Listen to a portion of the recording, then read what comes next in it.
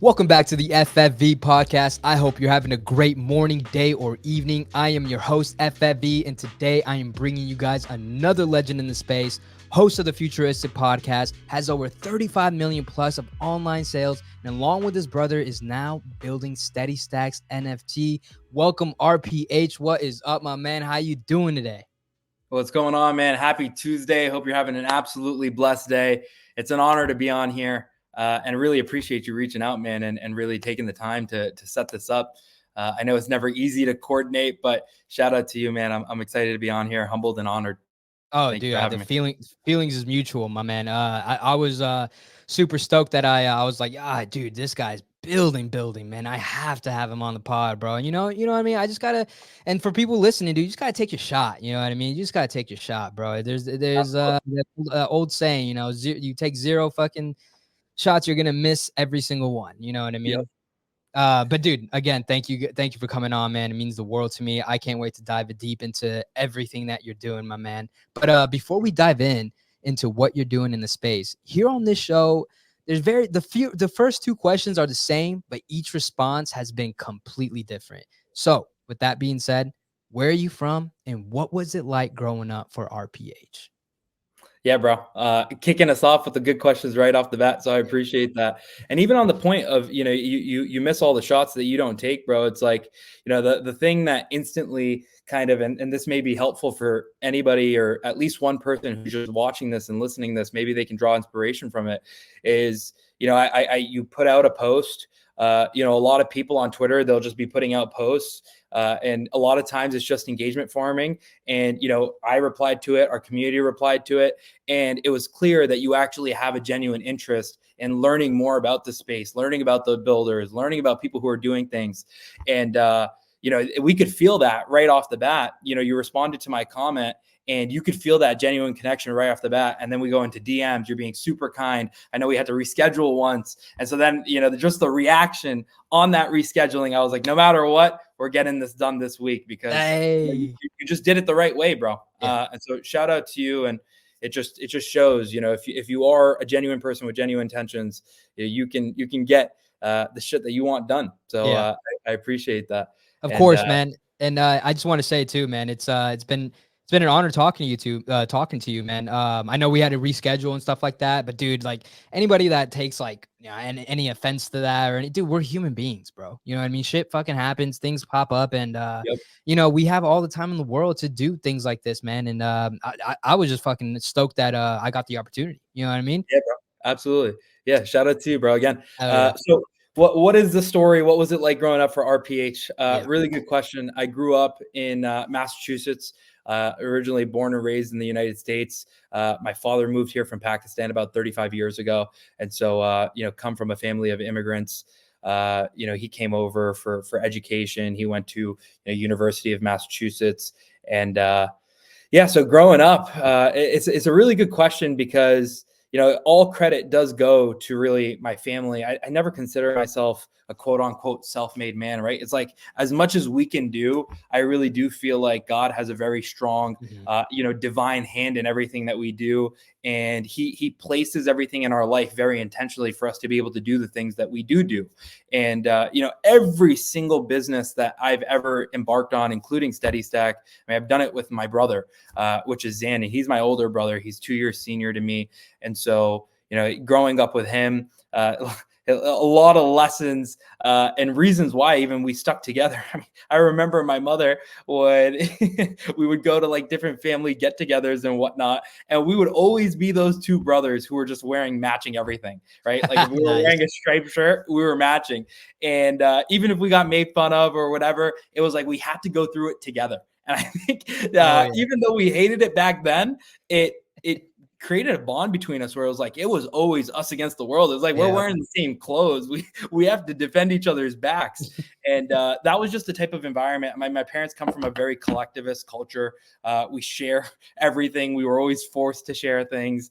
And so it's no surprise now that like literally every single thing that we do, no matter if we start another business or we start another venture, it's like we're always doing it together. And I wanted to have Zan on here as well, but we divide and conquer. And so growing up, came from, Pretty humble beginnings. My father, did an amazing job of just making that American dream kind of come true. He moved here, standard story, coming in from Pakistan with $1,000 in his pocket, working 2 jobs. He worked at KFC and at security while he was at school, and then he went back to what a boss, Pakistan. bro. Yeah, met my mom, and then he had us, and so yeah, I mean, he always set the stage in terms of just how hard you should be working and the type of ethic that you should have, right? He came here with $1,000 and now he runs a multi 8-figure real estate development company. And so I love this question, because the reason why I even consider myself an entrepreneur today is because my father, when he actually got laid off in 2012, even though he was one of the highest producers at his company. He was working, global supply chain at a multi-billion-dollar company. And he, no matter how much money he made the company, no matter how much money he saved the company, he ended up getting laid off in 2012. And he would always share with us and voice with us that, there's a glass ceiling for, people like him, right? And it was different for us. And he would always tell us that, you were born here, your native tongue is here, you sound like you're from the States. Obviously it's a little bit different from him, even though he doesn't have the craziest accent. He's worked on it so much. But he always explained that, we would potentially run into that glass ceiling if we did go the corporate route. And so he always encouraged us from a very young age. Like, 2012, I was still still a young kid, right?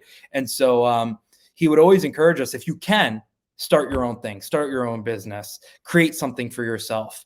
And so that really, really seeped into Zan and I, and specifically Zan. I mean, I remember when he was 12 years old, he was selling skateboards to all of his friends because he wasn't the best skateboarder, but he went to the local pizza shop. He got a $500 sponsor. He sold skateboards to all of his buddies. And so he was like always super entrepreneurial from the very jump. And then I remember one day he comes to me, and I was the student of the family, because he was always on the entrepreneurial side, more of like the, I care about my grades, but not the most, because I want to go out and do something. Meanwhile, I was more on like, I'm going to go get like straight A's because I got to go to med school. And, I was convinced of that. Yeah, I was convinced of that story. But I remember we were 15, 16 years old. And this was around the time, I know people in the NFT space don't love him, but I have to give him credit. Tai Lopez, right?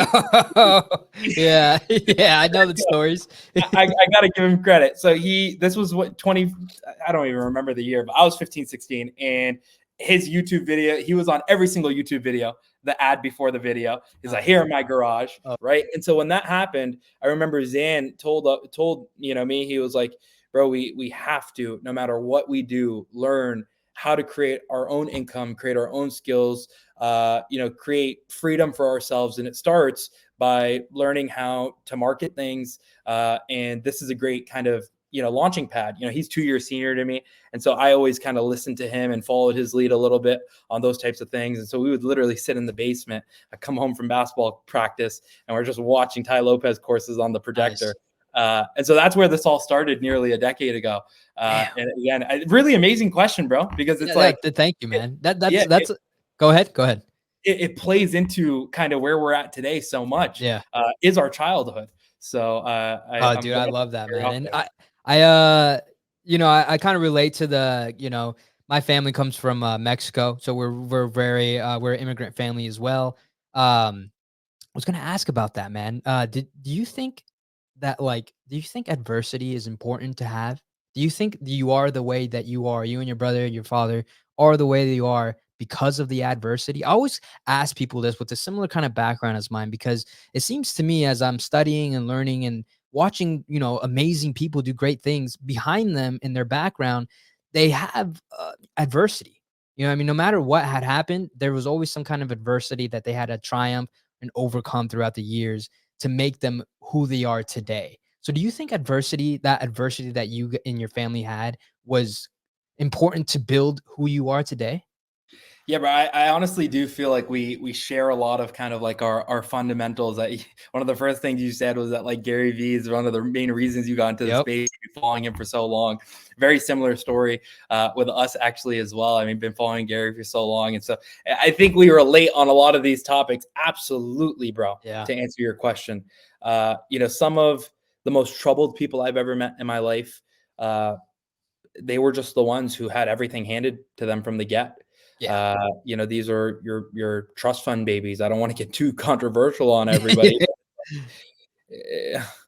Some of the toughest people that I've seen to kind of get along with or work with, or just they come from the wrong frames of mind, Mhm. are the people who have been handed everything, Yeah. and they don't get to value truly the impact and the blessings that they have, and neither do they get to actually gain the skills and gain all of those, because everybody wants all the success. They want to Yeah. be that top G, right? But they don't want the difficulties, right? Like why does a pencil get sharp when you put it in a sharpener? It's because it's literally getting sharpened, right? Yeah. And so you have to go through, like, think about the sound that a sharpener makes, like, right? Oh yeah. Because It's burning in there.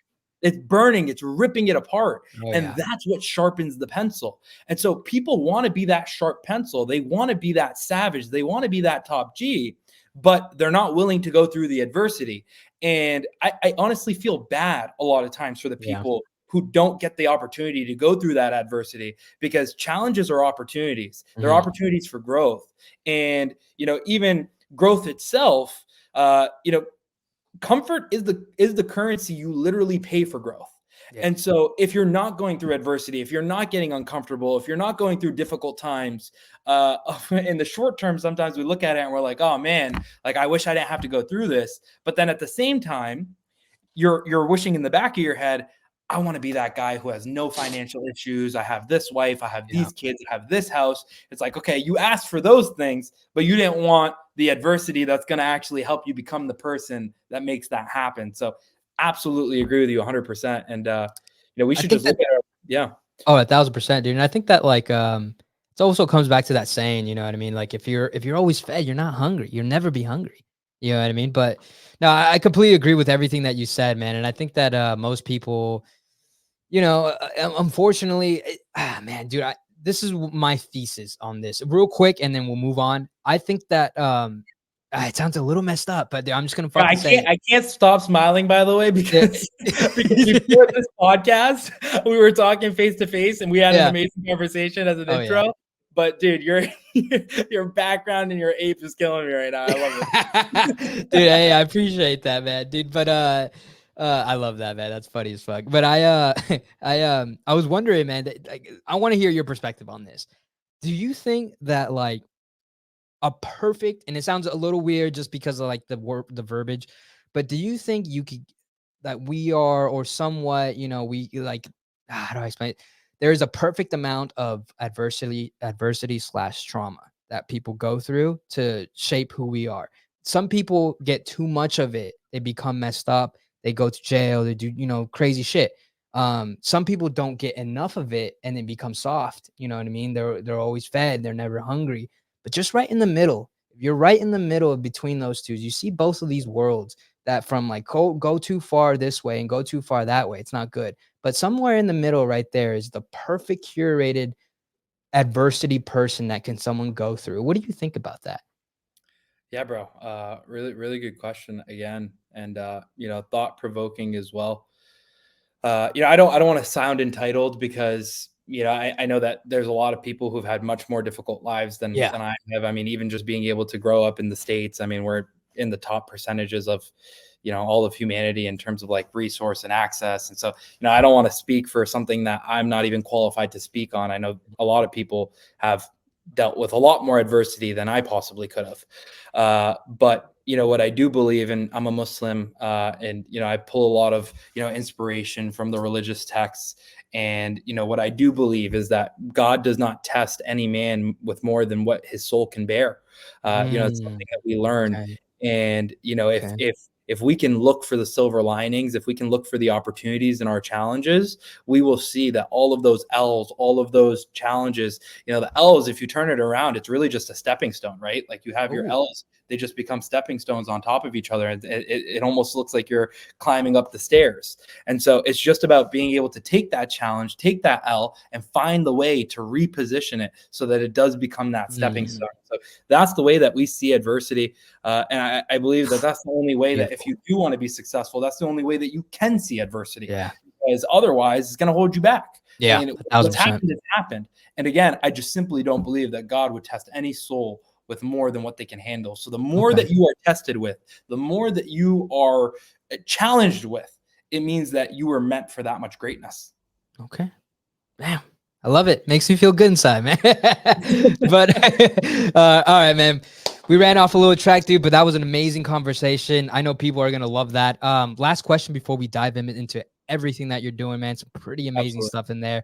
How did you first discover crypto, and how did that lead you into this wonderful world of NFTs and Web3? Yeah, bro. I love hearing this story from literally everyone, because everyone's story is different. Different. It's so interesting how it all lines up. So I even asked you this right before the pod, because I was like, dude, like it just gives you a frame of reference. Yeah. And so, yeah, I mean, man, so my first cycle was in 2016, 2017. The first times I had ever really seen Bitcoin, I had heard it a few times. Like I remember, one of my buddies went on the dark web and he mentioned Bitcoin like once. This was super, super early on, but this was not even on the road of silk. Yeah, something like that. He just mentioned that there was this virtual currency because they were buying fake IDs or something like that. It's something, you know what I mean? Like childish things. And I never even bothered because it just wasn't my world. I was just like kind of listening in the conversation as a passerby. But that was like the first time that I ever heard of it. And then, another time was, I guess, times where, I had all these buddies and, I've always been kind of entrepreneurial and looking for things and side gigs and hustles and things like that. Just like, doing stuff. Right. Because again, it's like, with a father that's an immigrant, they work so hard. They're always pushing you to like, okay, make sure that you're busy. You don't want to have free time. That's really it. Free time is where things go right. Like even when we were talking about the trust fund babies, it's like the reason why they are the way they are is because they have too much free time and they don't have like things to do. Right. And so I had a bunch of buddies who were like in that whole like Forex world. And I just remember seeing them post Bitcoin on their story all the time. They'd be like, "Oh, Bitcoin just hit $300. Bitcoin just hit $1,000." And so I would see that all the time, but I wasn't like, I never gravitated towards the Forex stuff. So I was like, whatever. It is what it is. And then I had a buddy who was pretty close to me. He was really killing it very early in that cycle in 2016, 2017. And so he was just like really red pilling me. I had a bunch of money saved up from like, not bunch, small amount, probably like around 10K. Nice. For me at the time in high school, I mean, that's a solid amount, and I had my grad money, some agency money from our digital marketing agency. I just tossed it all in crypto, took that up to nearly, a few six figs. Yeah, a little bit over six figs. I just remember listening to all the YouTubers and they talk about things like Substratum or Omise Go or whatever it was, random projects that you never even hear anymore. And then after the whole collapse, they're like posting YouTube videos about like, "Oh, I'm sorry. Like, I didn't mean to like chill that." You know what I mean? So like, that was my first cycle. And, a blessing in disguise because I lost all my money. I actually like convinced my dad to put in a bunch of money. I convinced like a bunch of my friends and my family to put in a bunch of money because like I'm just the type of person where if I'm doing something, I'm not going to stay quiet about it. Like hell no. Share the excitement with other people if I think there's an opportunity. And so that was a blessing in disguise because I remember losing it all. And there was a period of time where I'm like, damn, I just like wasted my past year and a half building up all this cash and then putting it in, making a bunch of money, thinking I'm the smartest kid in the world, and then losing it all. A typical round trip. And I remember being paralyzed for a little bit, but then that was literally the challenge and adversity, going back to your earlier question, which is why you asked great questions to start the pod. Thank you. The adversity is what allowed me to realize, okay, hey, I got to double, triple, quadruple down on my skills and my businesses and how to build businesses, because you just can't rely on a market. I mean, you could No. make a whole ton of money and then you could lose it all. And the problem is that everybody else, like so many other people that I knew either from the space or my friends, they were just like, yeah, you know, we'll just keep on buying this and we'll wait 4 years and we'll be good. I'm like, I'm not waiting 4 years. Like, I can't wait 4 years. That's crazy, right? No, And I so, feel that. Yeah.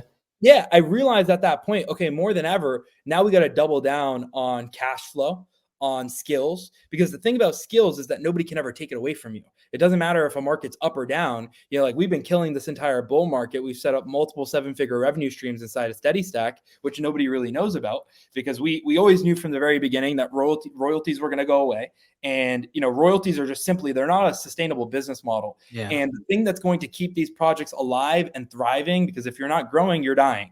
And so you have to be consistently expanding. It's even like when you have a startup, you know, everybody wants to be making more money in your company, but how can they make more money if you're not growing? Yeah. So if you're not growing, you physically are dying, because the people that are working for you, they're going to start looking elsewhere. Because if they can't grow, then why are they there? You know, everybody wants to grow. It's inside of us. And so that was the first cycle, 2016, 2017, lost all of our money, and then realized, okay, I got to double down on my skills. Went super hard over those years on building, you know, our businesses. So we had a digital marketing agency. From there, got really good at digital marketing. So we started doing some work on Shopify and on Amazon. Had like a 5-figure exit on, you know, a couple of Shopify stores, really small stuff, 10, 20K. You know, there's just some marketplaces you could flip websites on. Jesus, dude, that's fucking dope. Yeah, then we had our real big hit on Amazon. We did 7 figures on Amazon. That was like the first time we really did 7 figures.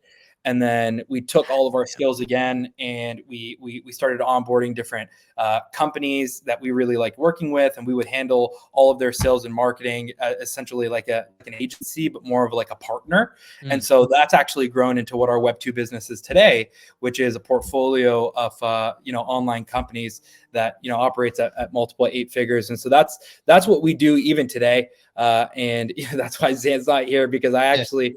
I'm the president of the Web3 operations and the vice president of the Web2 operations, and he's the president of the Web2 operations and the VP of the Web3 operations. Gotcha. So it's like I'm 80-20 in Web3, he's 80-20 in Web2, and that's why it's like all the credit, you know, I can't take it myself, because he is the other half of it. And almost everything we do in Web3, we actually monetize on Web2 as well, so that whenever we're both working on something, we'll get into this later, like this is what we do with crypto mining. Whenever we're working on something, even when I'm pushing something forward in Web3, it's actually by proxy helping the Web2 business. And when he pushes things forward in Web2, it actually by proxy helps the Web3 business, which again, we'll get into. Jesus. Divide and conquer, no joke, huh? Divide and conquer, bro. I mean, that's like, it's very hard to trust people. And so you know, when you can really trust somebody like a brother, and that's a piece of advice I'd give to anybody, is like, you know, go find, even if you don't have birth relatives, you know, 1, take advantage of your birth relatives, but then 2, not take advantage in a malicious way, but take advantage of what you have. Of they existing. Yeah. And then, you know, also, if you don't have that, go try to build that. Because you're only limited by so much by yourself. Anyways, getting back to the story, so we can move on to the next question. Built up that business, that running the portfolio company, that was like the main focus throughout, you know, that bear market of 2017 to 2021. And so in 2020, I remember one of my really close buddies, who's actually one of the reasons why I got in on the previous cycle. He was forcing us to buy Bitcoin under 10K. He's like, hey, you guys are making good money now. You guys are killing it in business. But just because you got burned last cycle doesn't mean I'm going to let you miss out on all this crypto stuff. So go and literally buy Bitcoin right now. And I was like, and then we were like, oh yeah, but we need to load into the exchanges and this and that, and it's all this work, and you know, like being kind of annoying about it. And then he literally just sent Bitcoin to our wallet. He came over our house, he sent the Bitcoin, and he was like, okay, wire me money. And he was literally like, send me the money, because I'm not letting you miss out on this. He's like pure Bitcoin maxi, and he's killing it right now. In Web3 as a whole. He's also a builder, so shout out to him. He knows who he is. But yeah, so he like forced us to get back into it. And so that happened. And then early 2021 comes around, or rather I'll take one step back. Late 2020, we're building a software company, which is one of our portfolio companies by the name of Steady Stack.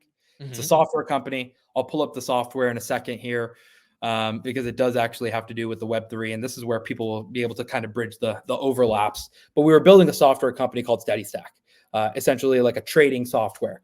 And I remember early 2021, there's a guy by the name of Alex Becker, which everybody is very familiar with, if you're in the space.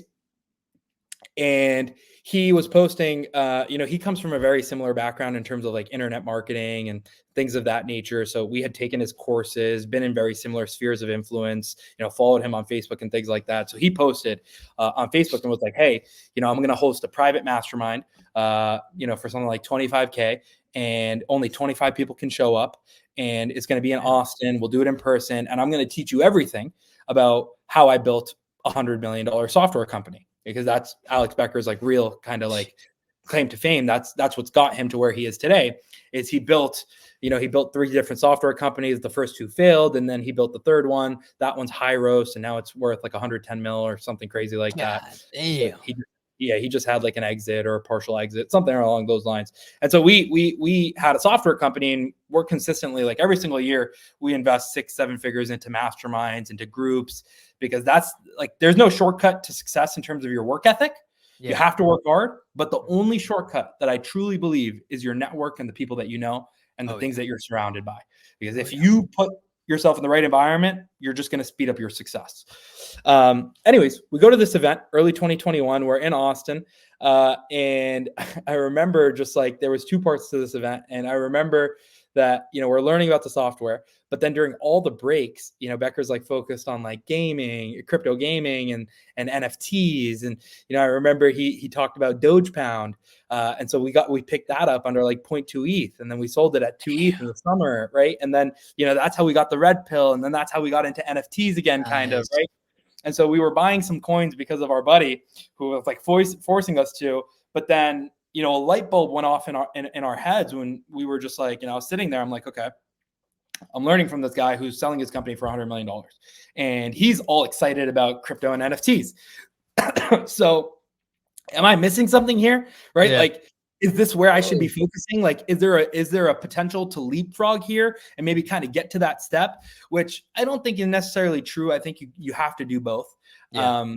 But so that's when we got the red pill, got into all the NFTs, and saw Becker. We're at that event, and then realized, what, maybe it makes sense to not only be an investor, but find ways to complement the market here. Because when we got into all these NFTs, we realized, everybody, the biggest problems right off the bat, there's no sustainability because nobody knows how to manage finances, cash flows, create sustainability, create revenue streams. It's a foreign model because this space operates like Silicon Valley startups. Let me raise all this money. Let me build all this product. Let me get all these users, no cash flow. And eventually one day I'll turn it into a profitable business. That's how this space runs. Yeah. Unfortunately, with that model, 99.9% of projects are going to fail. And then the other thing was that we saw no utility. Like we would always hear from people outside, oh, these are just pictures. Oh, these are just pictures. You even hear that now, just pictures. Like why? Yeah. So we saw an ability to potentially, solve these gaps, bring sustainability in, because cash flow is our game. I mean, we've been learning how to create cash flow from zero since we were 15, 16 years old. And so how can we bring this to the Web3 space? How can we bring utility over to the Web3 space? Well, we were building a software already. Maybe we could just bring that software over. I mean, we've been building it for 2 years before we even knew about NFTs. And then the last thing being community. We just felt like the leadership from, like, everybody always says community is the number one utility. Then why the hell is everybody just not focusing on their community? Yeah. Because if it is the number one utility, you should be investing your ass off into these people. Like, you should be wanting them to win more than anything else. Because if they're the number one utility, you want them to be the best versions of themselves, not just the best version of yourself. And so these are kind of like the foundations upon which Steady Stack was built. Like, we were just getting into all these projects. Some would go up, some would rug. And like, eventually we got to a point where we had a vendetta against the space. And we're like, hey. Oh, okay. So before we get into that, is that, because that's one of the next questions that I was going to ask. And it was like, yo, I want everybody here wants to hear about Steadystacks, but I want to hear about, I want to hear about day zero, bro. You know, how did this idea come to be? When did the light bulb go blink? And then like, what made you want to execute on, like you and your brother want to execute on this? Like you could have done this anywhere else. But why Web3? And what was day zero like? Like what, like keep going with what you're saying.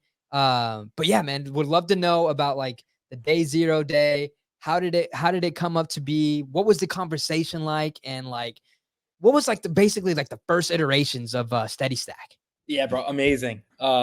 Dude, I think this is great because just the questions you're asking, first of all, they're very engaging and they really allow me to kind of answer some of the questions and even just clarify what Steady Stack is, because over the past 6 months, 12 months, we've just been so focused on building infrastructure, because infrastructure is what's going to set you apart from everybody else. It's like anybody can hype and market at any time, and we know that. So I feel like with like podcasts and stuff, like I love Twitter Spaces. Twitter Spaces are amazing. I love them, but they're more like 15 minutes of the person actually talking about what they're doing, how they're doing it. And I feel like that's not enough. You know what I mean? Like, bro, like I want to know the specifics of how this idea came to be. Why did you choose this? And what's the route going for? Things along those lines, and Spaces is very quickly. Here, I get to actually ask you everything that leads up to this and what is going on. You know what I mean? But go ahead, keep going. Absolutely. No, I love this format as well, dude. I think it's very impactful. And so, we really get to tell a total story here, and we're also face to face, right? Or face to ape. But we did get the face to face beforehand. So really good question, because it allows me to talk about the first iterations of Steady Stack and then the future iterations. And so it's like, we've just been so heads down building, and we know that, we're going to get a new website up and we're going to clarify the entire message, and we'll make it everything very clean and sexy and intuitive for everybody on our next marketing push, so that they can really understand what Steady Stack is. Because, some people may look at it from the outside and like, okay, maybe this is like a glorified alpha group, but it's just so much more than that. And even understanding this story, this background, it really helps paint that picture to everybody, even with our Web2 experience, and the fact that everything that we're doing on the Web3 side, we're actually doing on the Web2 side as well. And that's what allows us to do and move the way that we do. But yeah, so a few things, right? I remember hearing Gary Vee talking about NFTs super early on. And this is a guy, we were talking about this, right? This is a guy who's always early to the trends. And so, when he was talking about it, kind of, the first seed that's being planted. Yeah, bing. And then we go to that mastermind with Becker, and I'm like, okay, shit, like I paid this guy, we paid this guy $25K, and he's literally talking about crypto and NFTs during the breaks. It's like, if that's something that's exciting, 100 millionaire, then like maybe there's something here. That's like another major light bulb. And then, once we got through and went through these communities, and then we actually joined Neo Tokyo, which was Alex Becker's, NFT project. And he was talking all about like, people should be building, they should be building. And we'd look at everybody around us and we'd say, okay, hey, like, there is a true opportunity that we can solve so many of the problems in the market. It's, for us, it's not about dominating the market. It's like, sure, we do want to be number one, but it's not about being number one to like dominate everybody else. We want to be number one in our category, in what we're doing and what we're looking to achieve. We aren't here to dominate the market for any egoic reasons, right? We're here, actually, I think the better word than dominate is we're here to complement the market and simply just add the things to the market that it needs to take it to that next step. And so, going back even a step further, in 2016, 2017, the reason why I was able to get red pilled into, or orange pilled into Bitcoin, was the fact that it was freedom money, is decentralized. It, just made so much sense with, when you look at governments, when you look at the monetary system, it just made so much sense to me always. It like spoke to my heart of like, okay, there's something here, and I think that's kind of just like a phenomena of like the youth do have an inclination of what the future is going to look like. And they are eventually going to be the older generation. And so, leaned into that. I'm glad that I had an amazing support system that also helped, push me into that as well. And so, when we came back around and 2021 comes, and, Gary Vee's talking about it, Becker's talking about it, we're getting into all these projects, and then, Tokyo's coming around. He's talking about like, how building is really achievable. And like, you really just need those small few gaps that you may be missing, like the right Web3 developers and the right Web3 lawyers and all those types of things. And so we had started building that network. Shout out to Neo Tokyo, a lot of it from there. And then we realized, okay, hey, like this is a really place that's geared towards crypto gaming. Our specialty and our kind of, edge is more investing as a whole and trading as a whole. And so that's when we were like, okay, hey, like we can fill a massive gap here on, a mastermind and an ecosystem, creating an all-inclusive hub for investors and for traders and for entrepreneurs to also have that kind of hub and ecosystem and mastermind type environment. And so it was a gradual process of the seeds being planted, them being watered by other people, and then the plant really growing out there. Blooming. Yeah, blooming. And it was a gradual process. It was almost like every 3 months, like it was like another kind of light bulb would go off, and then it all made sense. And we saw the opportunity. We're like, okay, hey, like there's just way too much opportunity here. Okay. And there's so much overlap that we can create, honestly, with our model, which again, everything that we do in Web3, nearly everything we're doing in Web2 as well. And I think that's one of our superpowers, because I haven't seen anybody else in the market really do it like this. And so that's allowed us to really do things that I don't really feel like a lot of other projects have kind of bared the responsibility of going out and wanting to do, right? And like really build out a ton of infrastructure, a ton of value, a ton of tangible, real use cases that are going to separate us from the rest of the crowd. Yeah, and that was one of the things I wanted to ask you. So without going too much into detail about, because that's what we're going to talk about later, about the tools and stuff that you guys have and other things like that. Would love to know how. Because when you look at Steady Stack, and this is from my own perspective, it already separates itself from the content that you guys do. And I'm not even inside the Discord or anything like that. The community that you guys have built around you guys, and just people around you that are just saying amazing things about Steady Stack. And when I hear about other, quote unquote alpha groups, it's just a bunch of bullshit when I look at it. You know what I mean? It's just like, this is just some random dude trying to tell me that this is going to go up or down. And then that's pretty much about it. So how did you guys really paint that picture for that community, for our community? How did you differentiate yourself? Yeah, I think it just comes, everything comes from the top down. And for us, we've always had a very genuine care about our community and about our people. Like, again, if community is the number one utility, then why are we not investing our all into making them as great as humanly possible? And, there's so many opportunities and so many things that come across our desk. Like, we're consistently investing 6-7 figures into masterminds and into ourselves in different ways. Why wouldn't we bring that to thousands of other people who may not have access to that, and then be able to grow with us, grow alongside us? Because, I believe that compounding is the 8th wonder of the world. And, if we can compound our growth over every single day over the course of years, and then all of these people can do it, and then we can do it together on the same mission, I mean, that's where you get the exponential hockey stick growth. And so that was like always the vision from the very beginning. And I feel like people really resonated with that, because again, it was missing from the market. It was just like, so many people were coming in and they were just, rugging projects, and they come in today, they're gone tomorrow. They don't really care about providing anything of substance. It either works or it doesn't, or, they're not really, they're not obsessed about making sure that their community is taken care of. And so I think, the community really felt that.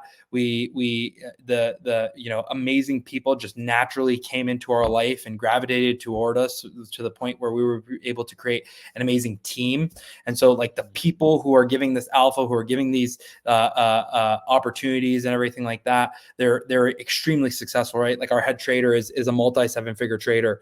And so we have amazing people from that allow that to happen. And then number two, we have amazing community members who really just aligned on the same vision and resonated with it and help it come true every single day. I mean, it's a collaborative effort between our team, of over 20 people plus at this point, working every single day on this project, alongside of the community, which is hundreds at this point. We have over 3,500 members. So it's that collective effort all together on the same unified mission of just thriving together. And I think that's why it's been able to grow into what it is just that core ideology and the culture of what we're building and how we're wanting to go about it. It's like, that's the energy we're putting out. And, you know, output equals input. Whatever you put out, that's what you're going to get back in. I feel that's exactly what we've got back in. But, you know, you've brought up amazing points, and, you know, we're going to get into some really cool stuff about how, you know, this is really like what Steady Stack is it's a Web3 and it's a blockchain innovation company. That's what Steady Stack is at the highest level. And then what Steady Stack is at a community level is it's the investor Illuminati. It is the investor mastermind. If you're a trader, investor, or entrepreneur, this is the place to be, because you will not get better education, resources, alpha, and most importantly, opportunities. You know, opportunities that are typically reserved for the institutions, the VCs. You won't get that anywhere else. The way that you can get it at Steady Stack. And so these are the ways that we've created those moats, right? Like even when you mention tools, you know, those are just pieces of technology and IP, right? Intellectual property that we've created, where it's like, you know, now nobody can really compete. You can't just go spin up something tomorrow and catch up to 4 years of development that we put in. No, you know, no way. 7 figures of development. You know what I mean? So it's like, those are the types of things that are going to set us apart. I'm really excited to chat about those things as well. By the way, we got to get you in the Discord, bro. Oh, dude, I definitely got to do that. I owe you a personal onboarding call. Oh, I can't wait for that, man. And speaking of all that, man, I see that there's actually 2 NFTs collections tied to the Steady Stack ecosystem. And I'm going to pull, I'm actually going to pull the Titans up, dude, because the Titans, dude, the fucking art on the Titans, bro, one of a kind. There is nothing out there like it. You can definitely tell it apart. And I mean, look at the animations, dude. I personally, I fucking love these, man. And then here comes let's see.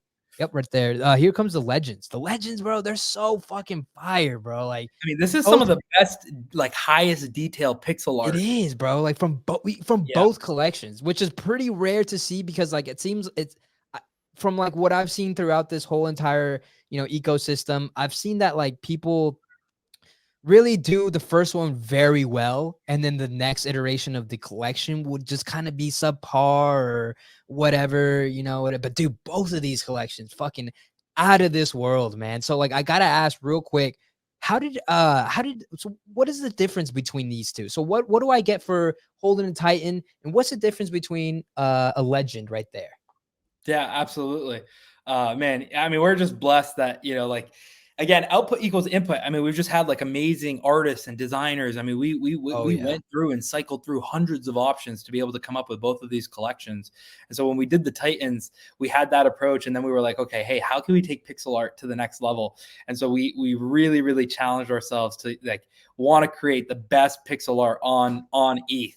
And that's what we were really after with the Legends, because the Titans were so distinct, like you said, right? It's like there's nothing else really like that. But we didn't want to just copy it for the second collection. We wanted to do something completely different and take that quality up a notch.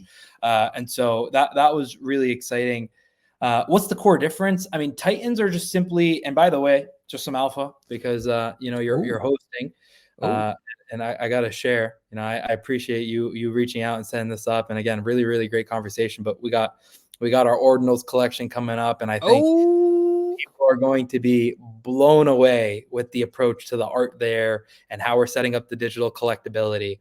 That's going to be really, really exciting. So if we have time, maybe at the end we'll chat about that more. Yeah, I'm fucking pumped, bro. Yeah. I'm fucking pumped. We'll talk behind the scenes. You know what I mean, brother? Yeah, we'll make sure that you stay involved in this ecosystem for the long term, because honestly, bro, like you're the exact type of person where it's like you're a go-getter, you're a doer, you're networking, you're out here, you're learning, you're a student. Like those are the types of people. Like it doesn't matter if you're at the beginning of your journey or that if you're an extreme expert. You know, Steady Stack has the resources for you to hit the next step in your journey. Oh, man, I love that. I can't wait, man. I'm super excited. And anybody listening, dude, they should definitely do their fucking research, because this is something that you guys just want to be a part of. You know what I mean? It's something that's that all of us collectively can just grow together. And that's not some cliche ass shit. It sounds like it, yeah, but it's here in Steady Stack, it's fucking not, you know. So it's real. No, it's real. It's real. But dude. Yeah, you asked real quick. You asked real quick, what's the difference between the Titans and the Legends? I'll answer this as fast as I can. Titans are the full experience. I mean, they're getting access to the most things in the ecosystem.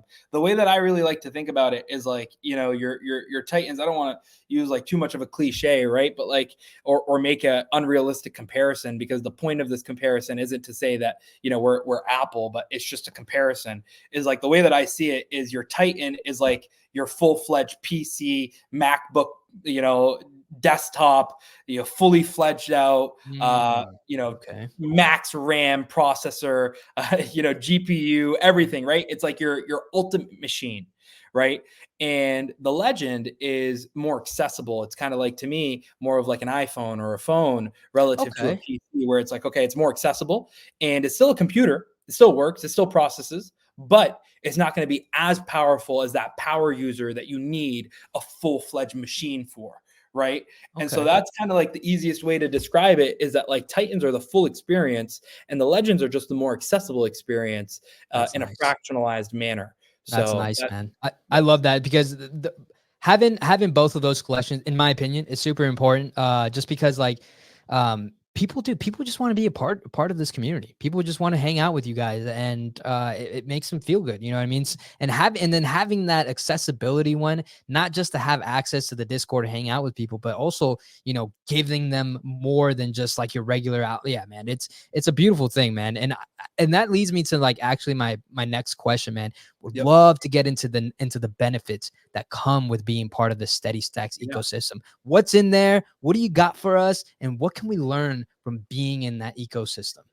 Yeah, absolutely. I'll even toss my screen up. I wish I had please prepared more so that I could take you through all the different things, but I'll show you what I can, what's readily available, what I was able to toss up while our quick intro. But you know, the you know, a lot of people, they're against Gen 2s, you know, but I thought it's just such an important step, because, you know, at one point our Titans were sitting at 5 ETH. And by the way, we launched our Titans in August 2nd, 2022. So we launched when ETH was like at $1,000 at 0.08. And you guys are still holding at a 2 floor, dude. That's fucking nice. Yeah, that's dude. A nice floor. Yeah, it hasn't been too bad, right? In a sea of projects down 99%, it's nice to be down 60%. So it's funny how that's like an achievement, but that's how low the bar is set. And how things just boom and bust, right? That's why we keep on showing up. But survivors, dude, you fucking killing it out there, dude. You know, not even surviving, dude, fucking thriving out there, bro. Have to. But go ahead, keep going. Yeah, Titans were at 5 ETH at one point, and it was just like, you know, there was no way to get a cheaper access in. There was no way to kind of get sneak peeks in. And, you know, to only have 2125 of them, I mean, we thought that things would get quite aggressive, to the point where, you know, there's not even any type of funnel where people can come in at a later stage and work their self up. You know, it's like kind of like, you know, with any business, you sometimes start with the smaller products, and if you enjoy them, you get into the bigger ones. And that's exactly the type of kind of mind frame we took here. Is like, you know, NFTs are digital products, they're different digital technology, they're digital collectibles.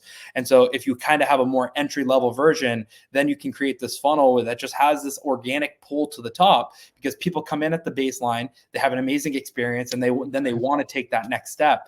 I think right there, dude, is so fucking important, bro. Because like, for example, like me myself, I've gone into other groups and stuff, and I feel a little intimidated. You know what I mean? There's a lot of more smarter people in there. There's a lot of better traders and stuff. And I'm not gonna lie, dude. Sometimes I'm just like, fuck, dude, should I even be here? Should I even be part of this? Like, I don't want to sound like a fucking idiot when I'm like, you know, conversating or anything like that. So like, I'm really happy that you guys have that, and like separation of like entry level and then working yourself up and stuff like that, man. I just, it's a pretty good feeling that, like, you know, you're not going to go in there and you're just gonna, you're expected to be some kind of genius or something like that. But it's a very good approach, because people like me won't be put off by that, you know, and be like, oh, dude, there's some entry level stuff. I can do that. I can do entry level stuff. So I'm going in there. But continue, dude. I just had to add that in there. Yeah, we just wanted to create a proper value ladder and, you know, product ladder as well, in terms of being able to have different stages for different people, and create a more holistic environment. And so, you know, it also allowed us to have and expand the collection. Like, we went from 1,500 holders to about 3,500 holders after, you know, our Gen 2. And so, ultimately, I think that was what we wanted. We wanted more people that we could build through this bear market with, and we got that. And, we even feel like, there might be less than 10,000 active users during a bear market, but in a bull market, we're probably going to have 100K plus. And at that point, the number of NFTs that are circulating right now, it's not really going to feel like a lot at all. And so we kind of took those preemptive steps. But yeah, let's get into some of the utilities, right? Oh yeah. I was about to ask, man, real quick. I wanted to ask a specific utility, man, that you guys have, and that's the Algo bot. I've already checked it out with you earlier, and dude, that thing was fucking amazing to look at. Would love for you to pull that up, check it out, talk about it, and really teach us about what it is. How did it even come to be? How long it took for it to be built, and the success rate? Because that is fucking awesome. What I've heard and seen. But yeah, man, would love for you to pull it up, and then let's talk about it, man. So what is the Algo bot that you guys have within that ecosystem? Yeah, so we call our algorithm Stack Algo, and then there's a couple other really big ones that we'll take some time to go through real quick, which is Stack Mining and Stack Capital. And so the whole point again, of Steady Stack is creating an environment where no matter if you're a beginner or you're an expert, you can experience that upward mobility. You can get those next steps in your life. And so there's always a sector of people who are more active. They have the time to be able to actually spend in the trenches to be able to make shit happen. But then you also have those people who are going to be removed for whatever life circumstances that they're in, and they need those more passive options to be able to create that upward mobility for themselves without having to just sit there and leverage all the active things, which they may not have time for, right? And so the beauty is over here, we have both. And this is actually how this actually fits in perfectly with the point earlier of like the alpha group. Some people have mentioned before, like there's projects like Llamaverse, or there's other projects out there that were alpha groups. How are you guys so different than them? And the point is that, it's really not even, we're not an alpha group at all. It's just not what we are. Again, like Steady Stack at its core, it's a Web3 blockchain and innovation company where Steady Stack is a community.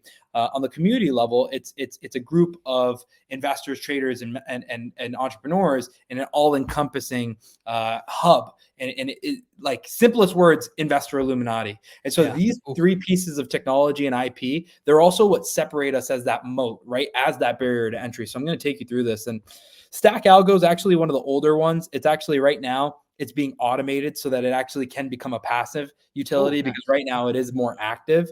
And so people have to, actively spend time deciphering it and leveraging it, but it's more of just a discretionary tool and resource for people. So I'll pull this up, but this is just the type of stuff that separates us. And, right before I do share my screen, it's like, before we launched Steady Stack, we were getting 7-figure offers for this algorithm to license out to hedge funds and VCs and whatnot. I remember people would ask, "Oh yeah, so why wouldn't you go do it?" And it's like, I promise you, we've made a whole lot more than whatever offers we got from this algo to date through Web 2 and Web 3, because not only is it a utility for the Web 3 users, but it is also a product that we still sell on Web 2, which, if you remember from earlier, like Steady Stack was a software company built around this technology before we even knew what NFTs were. So this has been in development. Yeah, this is in development for over 3 years. And it's cool because like even Stack Mining, for example, which is our institutional mining operation where we have government contracts for electricity in Paraguay and North Carolina.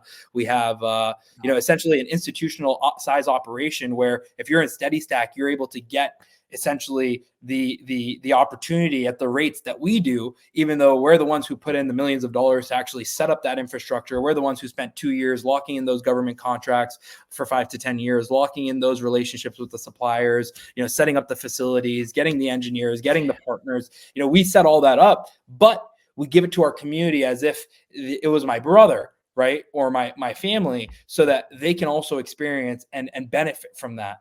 And it's not all in a selfless endeavor. I mean, there is selfishness to that as well, because when you get 1,000 or 3,000 people hooked onto a platform, product, or service, which again, like our goal here at Steady Stack is to solve massive fucking problems. Like if you're not solving problems, there's a quote, I think it's by Elon Musk, where he says, the larger the size of the problem, the more you're going to get paid.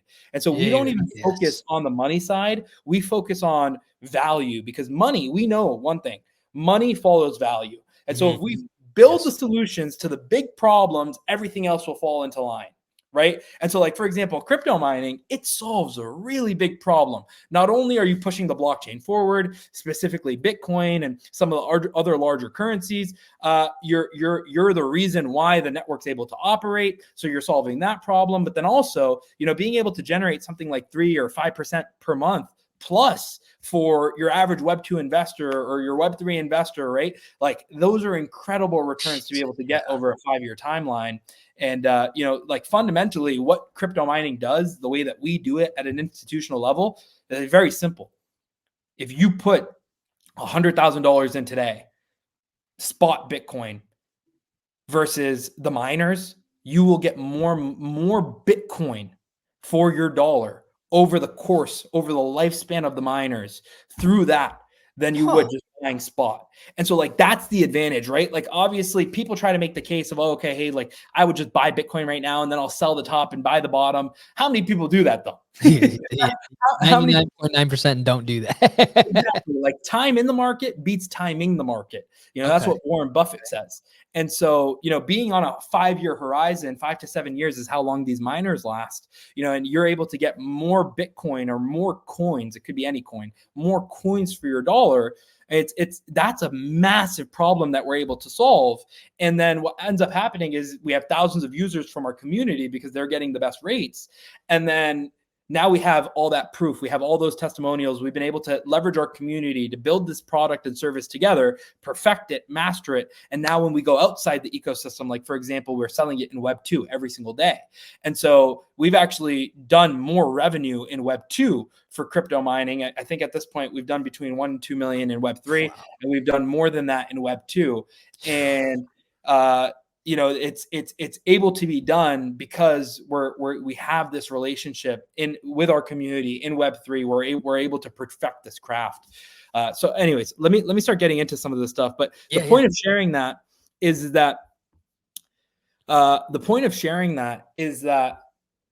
Steady Stack has always been about bringing institutional level opportunities, institutional level tech, institutional just things that are typically reserved for people like Zan and I, or even people beyond us, right? Those are the people who get all the best alpha, all the best opportunities. Like for example, all the money is made. If you know Chamath Palihapitiya, he is a very, very well-known investor. At one point, he was known to have like 5% of the Bitcoin supply or something crazy. He's a billionaire, and he talks about how the best alpha, the most money is made not by trading public stocks or public anything. It's made by getting in before things go public and getting out when they do go public. That's like the real opportunity, right? It's like people don't know this. It's not common knowledge, especially to like your average everyday people. And so it's like for us, it's about being able to educate and be able to actually bridge that gap for everybody so that they can experience the same level of growth as the rich, right? And if the rich get richer, then now we're all getting richer rather than just the rich getting richer, right? And we're all getting better. And it goes back to that community is number one thing. So let me just pull this up. I'll go through these real quick. Man, dude, I fucking love everything that you just said, man. It just gets me. It gets me pumped. I know people are gonna be fucking pumped to hear about this, man. Oh man, dude, I'm fucking ready, man. I'm just ready. You know what I mean? You're making me ready. Ready player age, baby. You know what I mean?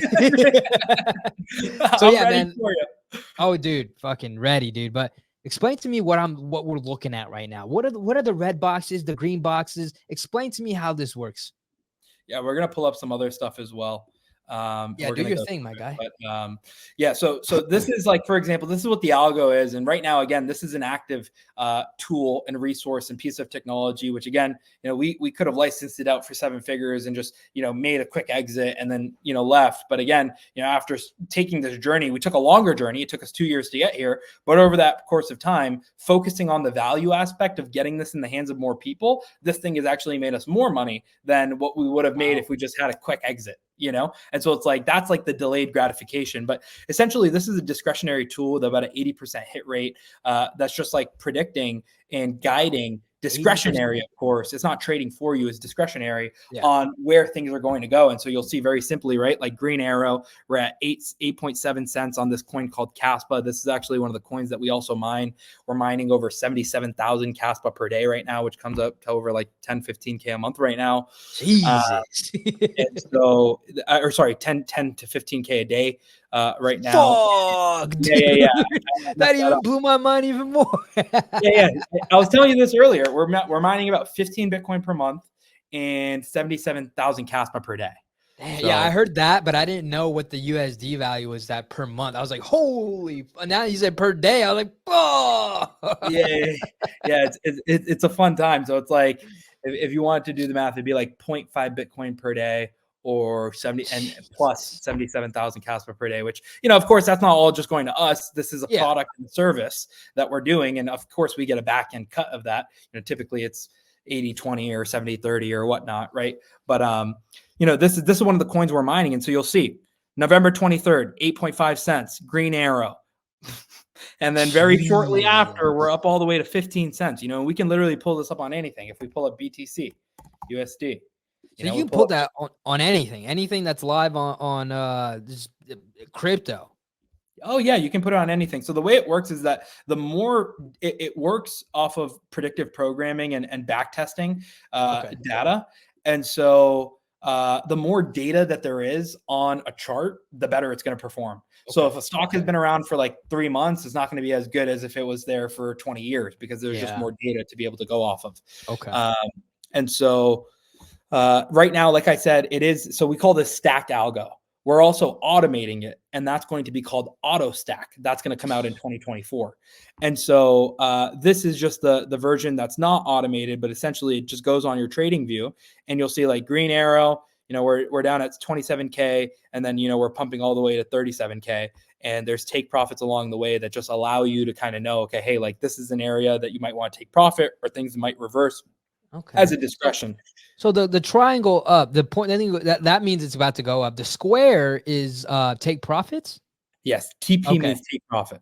Okay. So it's kind of like an early exit, or just like a take profit level where usually when you're trading, you should have multiple take profit levels. Yeah. Because the goal of when you're in trades is to make your trade risk free.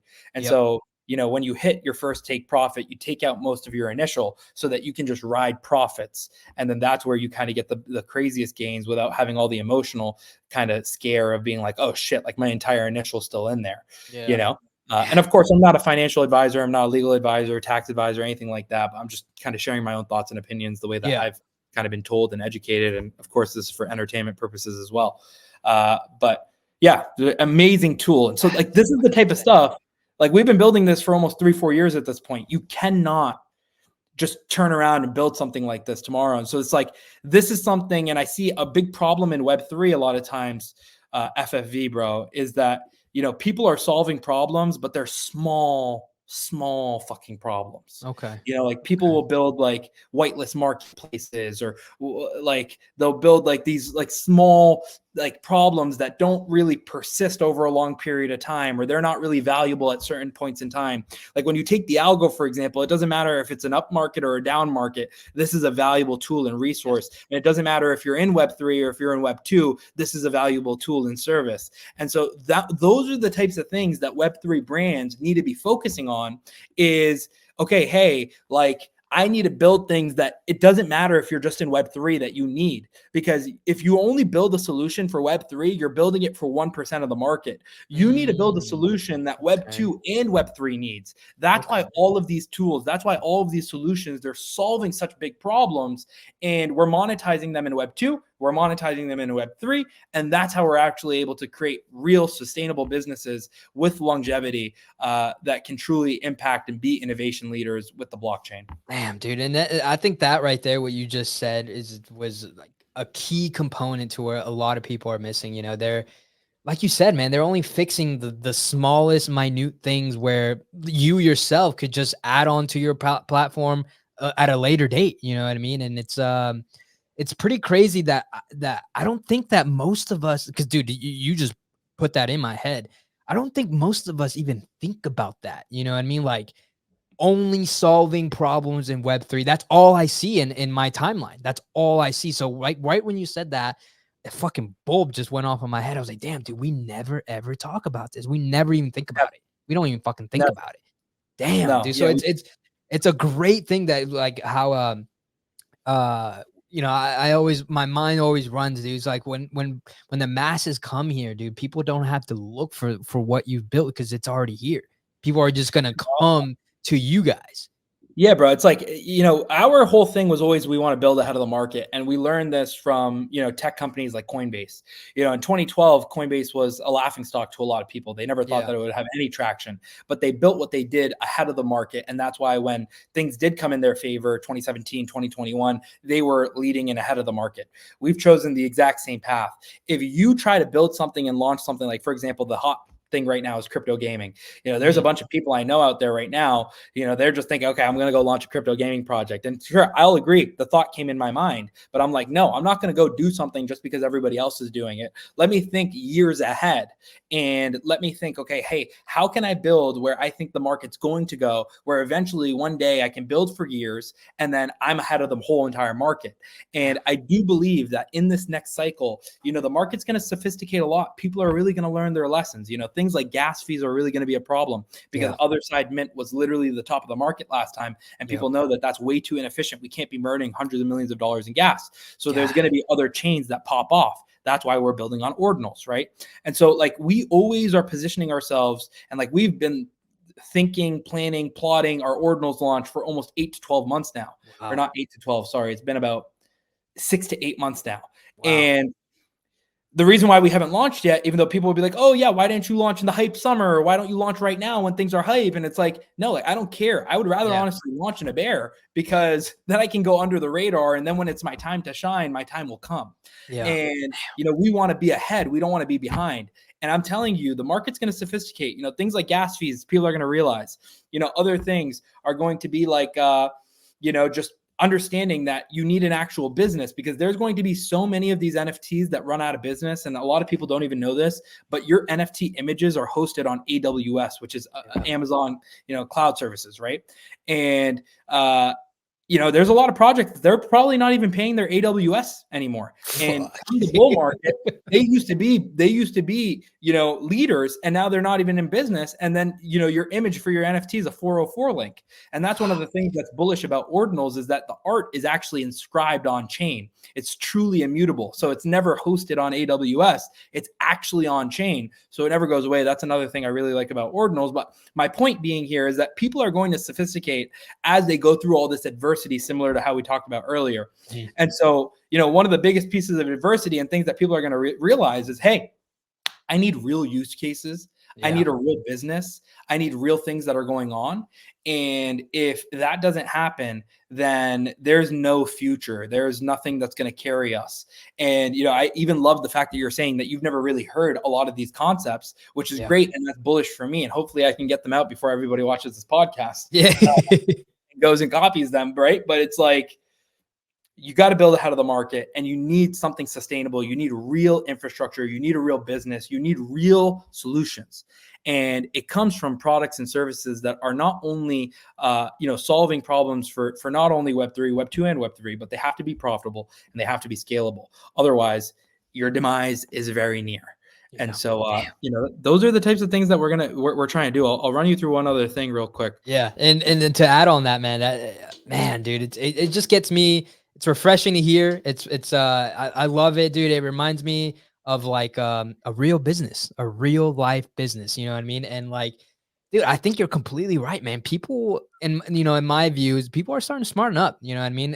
In my perspective as well, dude. So am I. Like when I first started in this game, bro, like, dude, I was all about kumbaya. Everyone's going to win. Wag me. And it's great to be like that, be positive or whatnot. But, dude, I had to learn the hard way that I lost money. I just was like kind of blind. You know what I mean? Just kind of too optimistic to where like I was delusional to some projects and some use cases that I thought were going to lead the charge. And I think you're right, dude. I think we paid our tuition.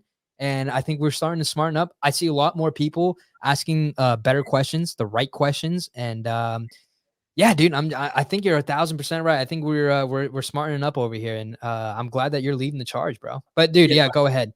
I really appreciate that. And I apologize. I was just sending a quick text. I had Oh, to you're move good. my 5 p.m. a few minutes because this is a really good conversation. But we will be wrapping up here. I think maybe Yeah, if no the problem. people Yeah, like it, dude, let me know, maybe like, we'll just do part two. If the people like it, they show love, they yeah. subscribe. I don't know, where are you posting this? Like, is it Oh, going on dude, X, Twitter? yeah, X? X, YouTube, and then my podcast stuff, Apple, Spotify, all that kind of Oh stuff. yeah, yeah. But So yeah, show man, love, show love to FFV, and then we'll do another one. How about that? yeah, let's do it. Yeah. But yeah, bro, I don't how much more do you got? Let me just go through a couple more things. Let's keep the conversation rolling because it's a Yeah, really good yeah. one, bro. Yeah, You got just more let me know. questions? I'm down for whatever. My last thing would be just to be like, hey, what do you think about the future of your Steady Stack stuff? But we'll get into that towards the end once you're getting ready to Okay. leave. But go ahead. Okay, perfect. So I'll just show another thing, and like this is really the stuff that differentiates us, right? Is like I mentioned stack mining and stack cap. Can you see my screen, brother? Yeah. So this is Stack Algo. And again, the reason why we're able to do this stuff is like this was developed nearly 3 to 4 years ago now. And it's still, the same development team is still working on it. We've only increased that team. Even community members have come in and tried to work on it. That's how we're building out Auto Stack. So it's like we're not spreading ourselves thin because we have, one, the people for it. And then two, we have the community, which really Nice. boosts us up. And so like this is the stack mining dashboard, right? And this is what I mean when I say that we're building true IP, we're building true value here is, we're solving problems that typically you only get access to at an institutional scale, right? Like when I talk about, we were watching this video earlier, but it's like, if you just, video. you just look at this, it's like, there's literally, this is just one container. There's like 250, 300 machines in here. That's probably like 3 million, 2 million in machines. And, yeah, like the investors and the participants in this, they absolutely love it, whether it's hedge funds, accredited investors or VCs or whoever. And the other really cool thing, and one of the best things I love about crypto mining, is that it depends completely on your jurisdiction. And again, I'm not a tax advisor, but I have never found a way to get tax benefits in crypto. And for business owners, this is a big problem. Like I've met so many business owners that they're like, yo, I would love to buy Bitcoin, but there's no point because I can't write it off, and they would rather get an investment that they can write off. Well, you want to know what you can do with crypto mining, because it's a service, or if you go buy the hardware, you can write it off depending on, your advisory, your accountant, and your counsel. This is what, things that I've heard and I've heard people do. But, yeah, like this is actually one of the only ways in the world that you can get tax benefits and expose yourself to crypto, which again, for business owners is a big deal. Like that is a very big deal because, you could have a 7-figure tax bill and completely write it off and get crypto exposure. So it's like that, again, it's the size of the problems that you solve. And nobody wants to go out and solve these problems because it's a fucking bitch. Excuse my language. No, you're good, bro. It took us 2 years. It took us like literally crying at night because we were like, oh my God, like I want to go to bed. I'm talking to suppliers in China. I'm talking to governments about contracts, and I'm hiring people, and I don't know if this is going to work. It's risky, this and that. And there's a whole story behind why we even got into mining and why we identified the opportunity. But it's very simple. You get more coins for your dollar. And I'm a long-term person. I already have my bags that I'm going to trade, And so it's like, if I'm talking about my bags that I'm not going to actively trade, perfect for things like mining, because again, time in the markets beats timing the markets. Another thing that I'll show real quick here, we got Stack Capital VC. This is a VC arm of Steady Stack that is essentially getting, institutional level access. Like, again, the reason why VCs, going back to that point about Chamath Palihapitiya, about how, he was saying that the greatest alpha that you can possibly get and the most money is made in the private deals. Well, the VC arm is the one that's getting these private deals. And so, that's how you get access to the leading early stage Web3 investments.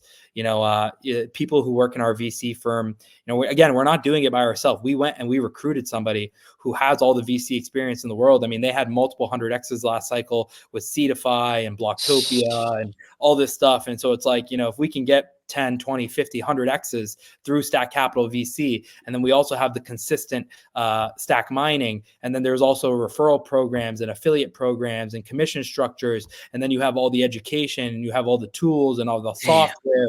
It's like, bro, this is the place. It's the all-in-one ecosystem for investment. It's the fucking place. Yeah. If you are an investor, if you are a trader, if you are an entrepreneur, like I can even pull up the Discord and just pull up an amalgamation of different resources and value and education. Again, like you could be a beginner or you can be an expert. This is the place to just steady stack. And the thing that makes us different isn't the alpha.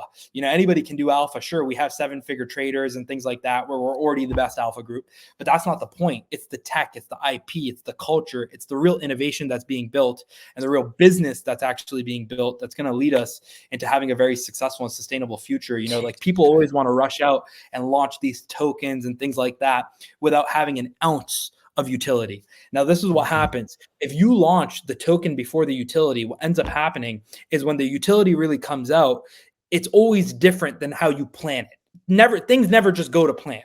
And so what ends up happening is you have a token and now you have a utility that came out a year after the token. And so now you have to stuff this utility into this token that you built out before you built the utility. Now, how the hell is that going to work? Because you're forcing something into a pre-existing box. What should really be done is build it first, build the utility first.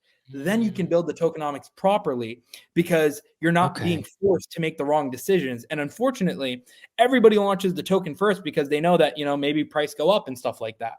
And it's just the wrong mindsets. And this is the type of stuff that's got us so obsessed with wanting to come in and complement the market, not dominate the market, but complement the market, is the fact that there is so much opportunity and the bar has been set so low that there is so many problems that we can solve. And by doing those things, us and our community are going to win really big together, and we're going to thrive together. And we're going to. I don't know how anybody listening is not going to fucking check out Steady Stack. I mean, dude, if you're not pumped right now, dude, I don't know what you're doing in this space, bro. Like, honestly, man, like it's fucking crazy what you guys are building, man. And I'm so happy that I got the opportunity to share this, man. I can't wait to create, you know, amazing contents with this, man. But dude, again, I appreciate you so much, man. I know that you have to run, but before we close out, where can people find more information about you, Steady Stack, and everything that you're working on? Yeah, I mean, I got an Instagram, but I'm most active on Twitter. I really like Twitter. I'm also building out a YouTube, so look out for that in 2024. Just another piece of alpha, right? But at Ready Player H on X. We also got at Zanshake. So by the way, my last name is pronounced shake like milkshake. So at Ready Player H is my at. Zans is Zanshake, Zanshake. And then Steady Stack is just at Steady Stack NFT, which maybe we need to pick up a new handle because we're really just not an NFT company. We're a blockchain and innovation company.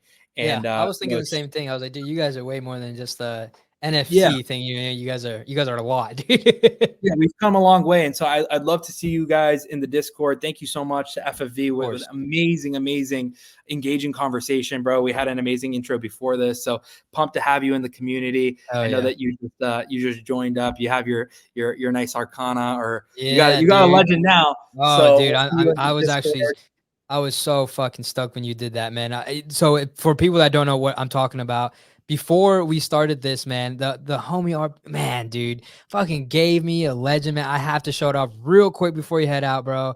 Let me see. Look at that. That is fucking amazing. Wow. Look at the animations, the colors, dude. Man, dude. Beautiful. Man, so fucking dope, man. But dude, again, man, thank you so much, man. It really means a lot, and I'm so glad to share your voice, man. Anything that I can do for you, please let me know. Just have a great day, man.